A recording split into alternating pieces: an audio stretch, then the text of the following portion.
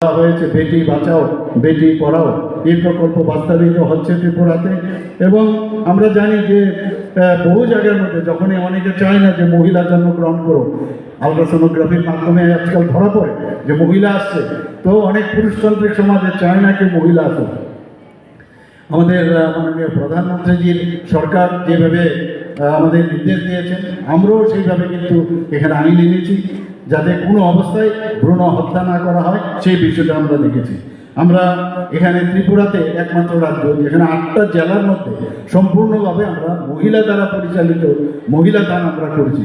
West ডিস্ট্রিক্টে 2টো আর বাকি সব ডিস্ট্রিক্টে একটা করে শুধুমাত্র মহিলা দ্বারা পরিচালিত আমরা এই থানা আমরা করেছি। কোনো রাজ্যে সমস্ত জেলার মধ্যে মহিলা দ্বারা পরিচালিত কোনো মহিলা থানা নেই, সেটা আমরা করতে পেরেছি ত্রিপুরাতে।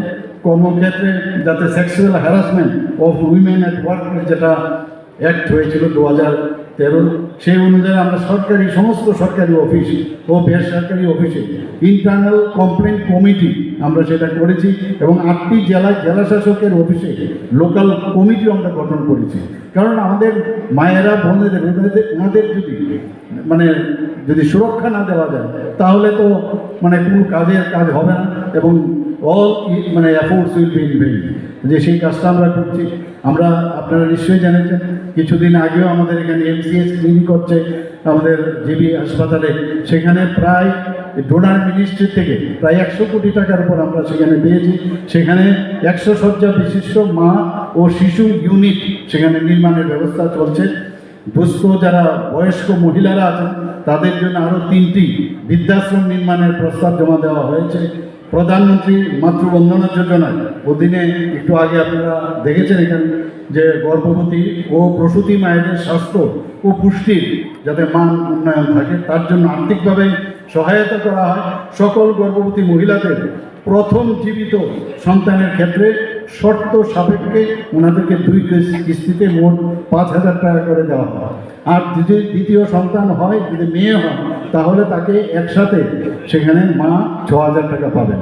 মুখ্যমন্ত্রী মাতৃ পুষ্টি উপহার সেটাও আমরা করেছি, প্রধানমন্ত্রী যে আমাদের মার্গদর্শন দেন আমরাও করি সেইভাবে। তো সেখানেও গর্ভবতী মহিলাদের প্রতি 3 মাসে একবার করে পৌষ্টিক আহার, বিশেষ করে আয়রন, যাতে ওই সময় আয়রনের সমস্যা হয়, আয়রন সমৃদ্ধ খাবার দেওয়ার জন্য সেই গর্ভবতী মহিলাদের ব্যাংক অ্যাকাউন্টে গর্ভাবস্থায় মোট 4 বার 500 টাকা করে, মোট 2,000 টাকা করে আমরা দিই। গত 28শে ফেব্রুয়ারি 2025 21,500 জনের উপরে গর্ভবতী মহিলাকে আমরা মুখ্যমন্ত্রী মাতৃ পুষ্টি উপহার সেই অর্থ আমরা প্রদান করি।